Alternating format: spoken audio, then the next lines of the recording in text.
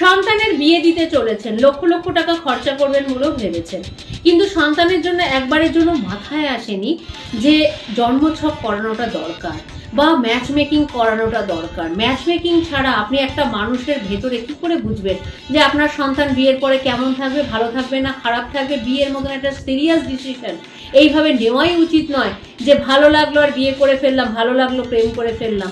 কারণ জীবনের সময়ের দাম প্রত্যেকের রয়েছে। একটা মানুষকে একটা সম্পর্কের মধ্যে প্রচুর সময় দিতে হয় সেটা 100% সাকসেসে নিয়ে যেতে গেলে।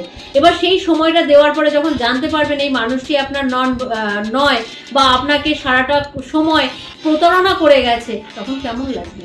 আগে থেকেই জেনে নিন, আগে থেকেই জীবনে ঠকে যাওয়ার আগে নিজেদের রাস্তাটাকে বুঝুন, জানুন, নিজেদের ডিসিশন নিজেরা নিন। যতটা তাড়াতাড়ি নিজেদের ডিসিশন নিজেরা নিতে পারবেন, কম ঠকতে হবে।